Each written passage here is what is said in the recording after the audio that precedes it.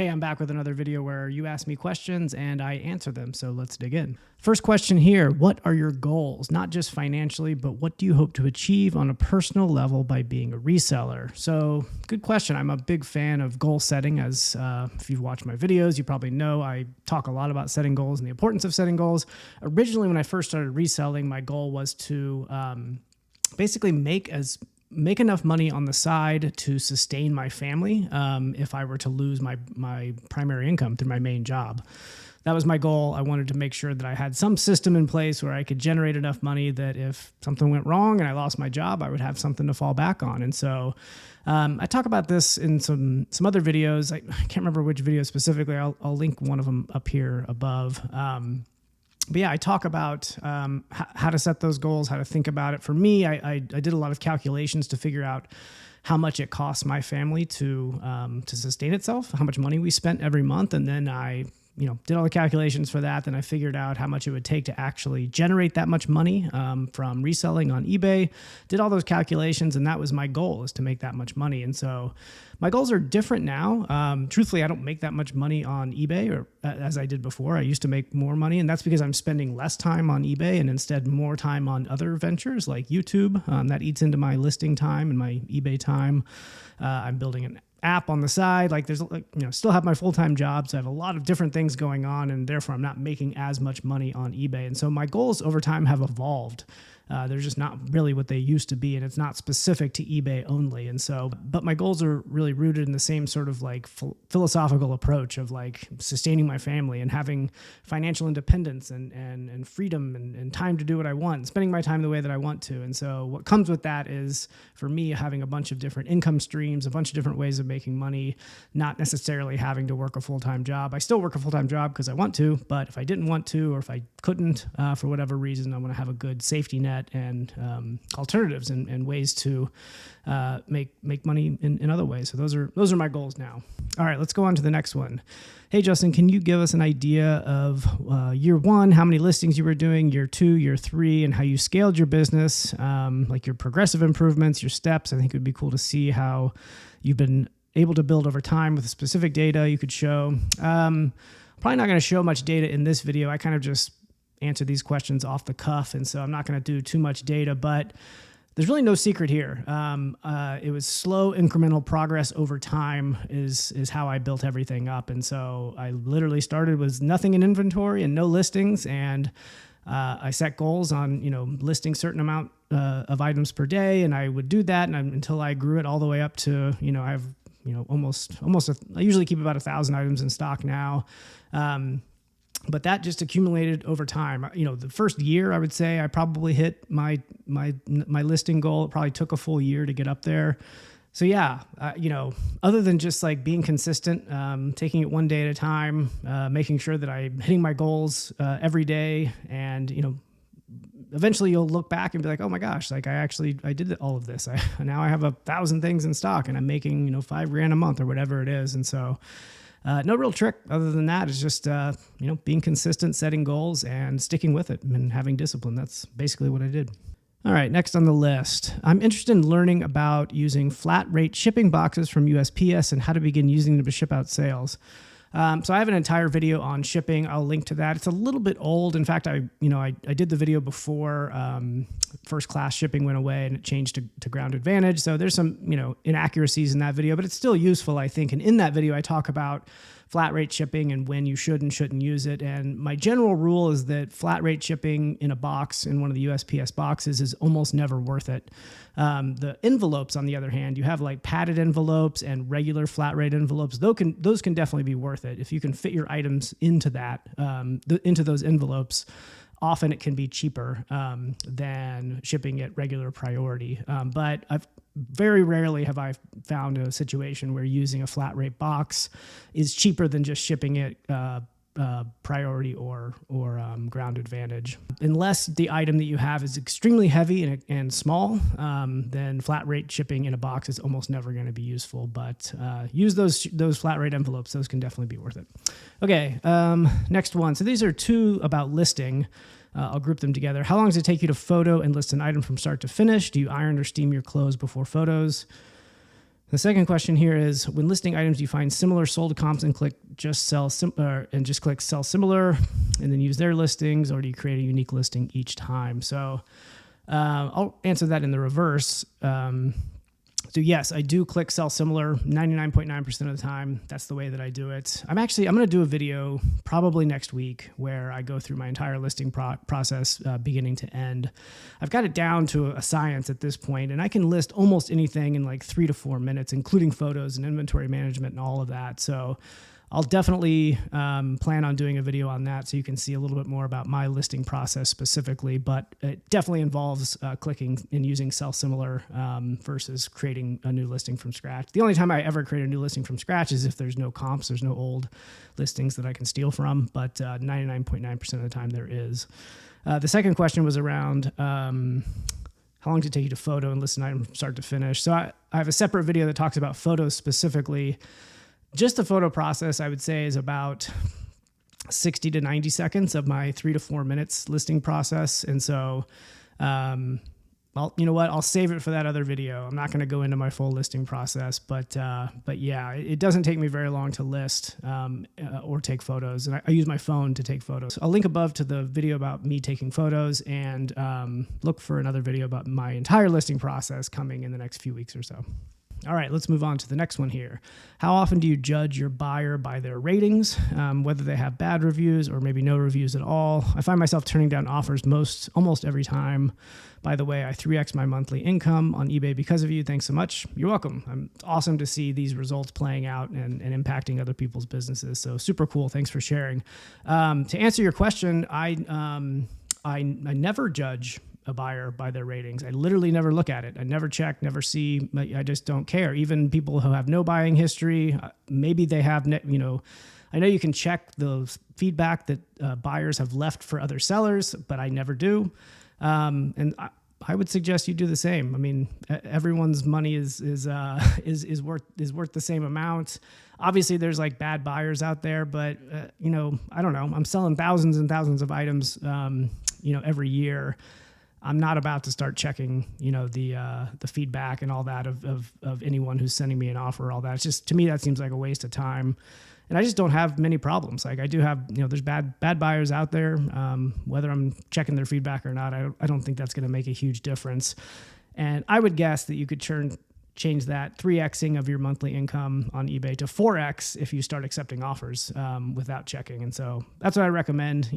You're going to find a bad egg every once in a while, but they're few and far between. Even people that have no feedback, totally fine for me. Okay. Next one, there's a couple questions on variations. So by that, like listing variations, which is a type of listing you can do on eBay. It says, do you ever use variation listings? Yes, I do. I've used them in the past, and they can be very confusing and either lead to a ton of sales or just a complete waste of day. What are your thoughts? I use them when it's necessary. And so really the only times I use it is when I have multiple quantities of an item and I have like different sizes or different colors. And so variations are a way that you can create a single listing for multiple products that have variations in those products. And so let's say you buy a pack of 100 t-shirts that all have the same logo on them, but they're all in different sizes, and you have 50 larges, 25 smalls, 30 mediums, whatever. You can do, instead of having like 100 different listings, you can have one listing and have multiple quantities across different variations. And so that's the purpose of using that. I don't know that it's ever impacted my sales in the positive or negative. It's just, to me, it's just like a way of listing stuff, not necessarily a way to increase or decrease sales. And so it has not really led to a ton of sales or not a ton of sales. I don't think I can say. It's just, it's been a way for me to manage my inventory on eBay in a better way. And so I don't do them that often because I don't have that type of inventory typically, but when I do, it works fine, and I sell stuff. So I think it's okay. The second question is, I see some sellers have a range price. I'm guessing it's because they're selling multiple of an item and they have different prices. How do you set up a listing like that? So that is a variation listing, most likely. When you see that variation in price, that just means likely that there is differences in prices based on the variation. So again, to use that t-shirt example, maybe you have, for for some reason the extra large is going to cost more than the smalls, you can set the pricing at the variations at different levels. And when you do that, the prices show up as a variable or like a range. And so I'm pretty sure that's what this person is asking about. Okay, next question. When getting a big lot of items, either from pallets or garage sales, do you immediately log all items in your inventory? And if so, how do you deal with things that you decide later to sell as a bundle or a lot? That's a super good question. So I do buy a lot of, or big lot of items, like a pallet or a lot of things from garage sales. I do that pretty regularly. I do not inventory first. So my inventory process happens as a part of the listing process. So once an item is listed, that's when I inventory it. So that's when I add it to inventory. So I don't have the problem that this person is asking about, like dealing with things that I decide later to sell as a bundle, because I don't put it in inventory until I've already made that decision. So it's not an issue. The only complexity with the way that I do it is I just have to remember, how much I paid for something. And so it's usually not an issue for me. For whatever reason, I can just remember how much I paid for stuff. And so even if I go to a garage sale and buy 25 things and wait 2 weeks to list them, generally I still remember how much I paid for them. And a lot of stuff I get from thrift stores, which have the price tags on them. And so it works out well for me to not inventory stuff beforehand. And so that's how I do it. All right, next, do you adjust prices to run promotions, coupon sales? Do you use a calendar or strategy for managing sales in your store? So no, I don't really do any of that stuff regularly. Of course, I've run promotions and run sales occasionally, but it's just not a part of my strategy in any way. I just don't do it very often. Sometimes I'll remember to do it every once in a while, and I'll do it, and it'll be okay. But I don't know. It's just not something I do regularly. I do adjust prices occasionally. So usually what I do is I get into a cycle of like delisting and then relisting. And when I do that, typically I'll go through and I'll just like take a batch of 200 items.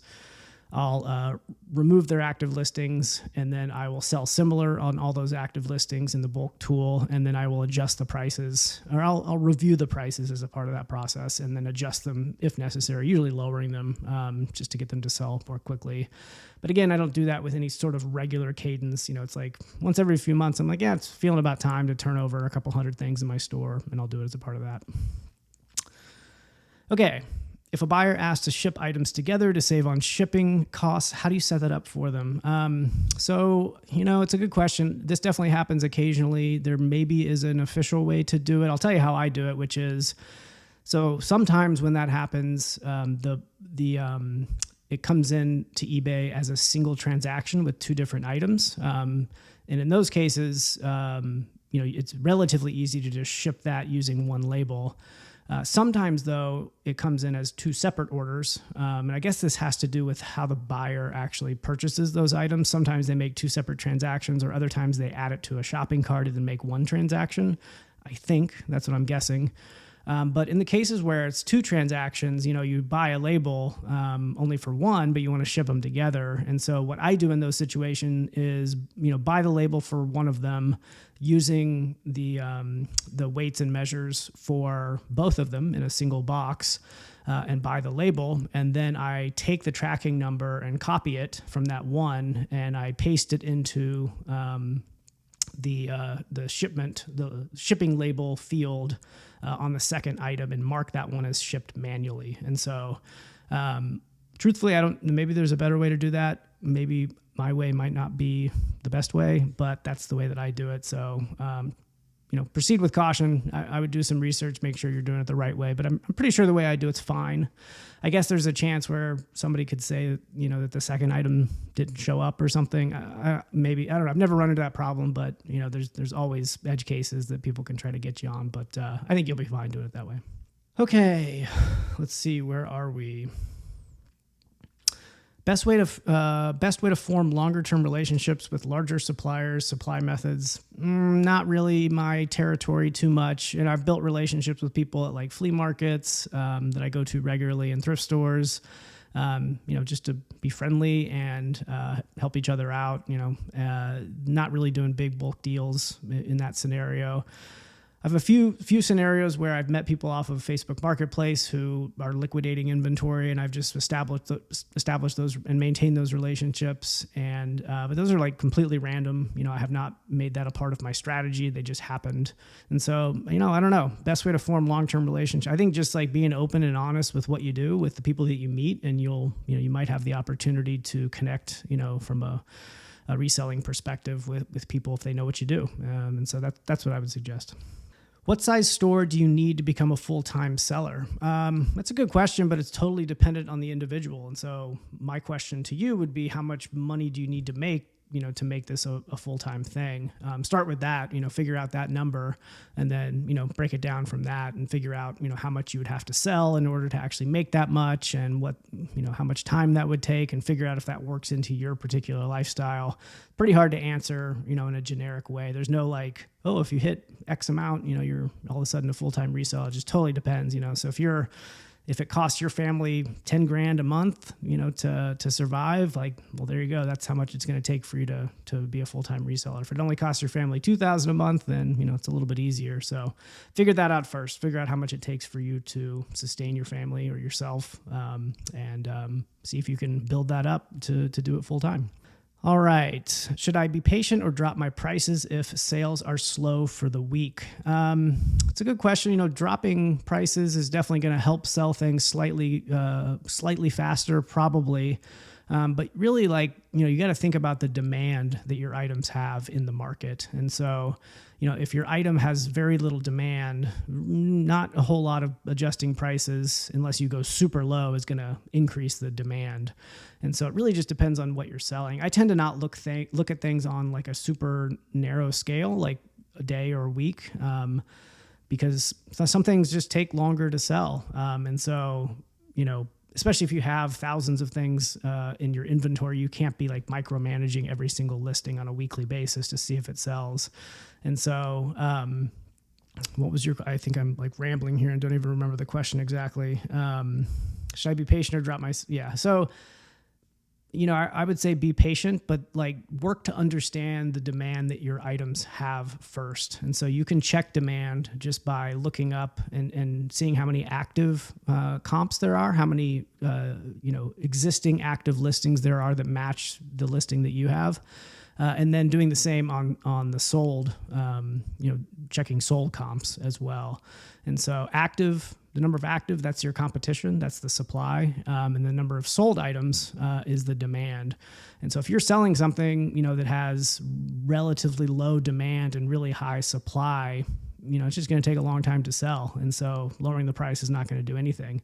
However, if the thing you're trying to sell has really high or really low supply and really high demand, and it's not selling, well, then yeah, it's probably a pricing problem. And so totally depends on what you're selling. Check the sell-through rate, check the supply and demand, and then sort of make a decision on whether you should just be patient or whether you should drop the price.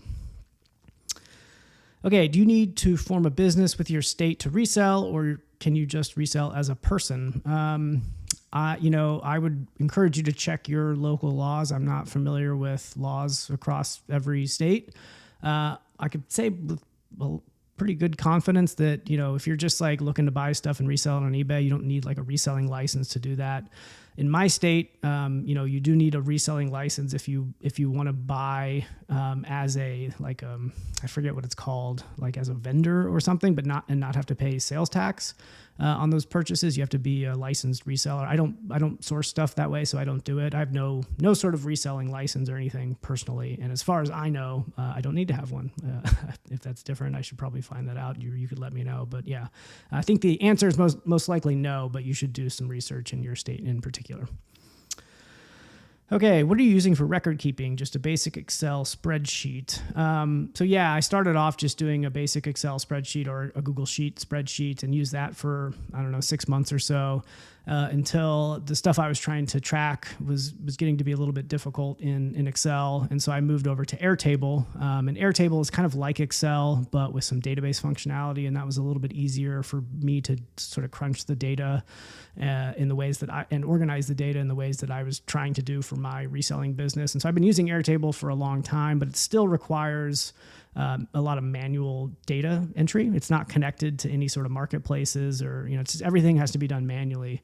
And so over the past few months this summer, I've been working on an app that does everything that Excel or Airtable in this case does for managing inventory and sales data, but automates all of it so that I don't have to do any manual data entry. And so getting pretty close to having that ready to be done. I'm currently using it. I do need help though from like some people that may be interested in also using it as like a beta tester. And so if you're interested, let me know. I'll put a link in the description below where you can just sort of give me your email address so I can reach out when that's ready. If you're interested in doing that. So it would be helpful for me if you were. So that's what I'm using. All right, how many hours a week do you spend sourcing on average? So I broke this down in one of my other videos exactly. I'm trying to remember what I said then. I'll just tell you right now, I'm not sourcing a ton as I normally do right now. And so let's see, every Tuesday I source for an hour, or I guess it's like 30 to 45 minutes. I go to the same thrift store every Tuesday. Every Saturday I go to garage sales, usually from like 7 a.m. to 9:30 a.m. ish. So that's 2.5 hours. So let's call it 3 hours total. And then every Sunday I go to a flea market for about an hour. So that's 4 hours. So right now I'm doing 4 hours every week. Sometimes that's a lot more, sometimes it's less, but that's where I'm sitting right now is 4 hours of sourcing per week. International shipping, is it worth it? Yeah, for sure. I use eBay's global shipping program, or they just changed the name of it. I don't remember what it is, but it's effectively the same thing where when you sell something internationally, instead of sending it directly to the buyer, you send it to eBay first and they inspect it and they handle all of the customs and forms and all that stuff and send it to the buyer on your behalf. And I think it's a great program. And so I love selling internationally, actually. It probably makes up 25 to 30% of my sales. That's not an exact, I'm just guessing.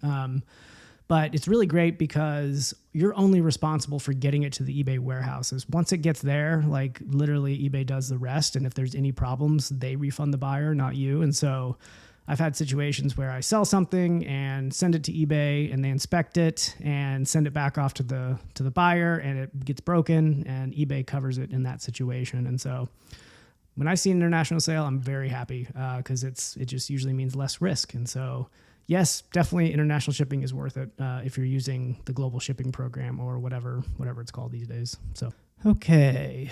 Last one. Would you consider doing a sourcing video where you are actually out in the thrift store showing us what to look for and what to leave behind? Maybe, I guess. It's not really my style. I like watching that type of content. I like that content a lot, but I don't know. It's not really my style to strap a GoPro on and go to a thrift store. So I would rule it out, but right now it's just not really the type of content that I'm creating. So probably not, but we'll see in the future. All right, y'all. Thank you for the questions and we'll see you next week. Appreciate it.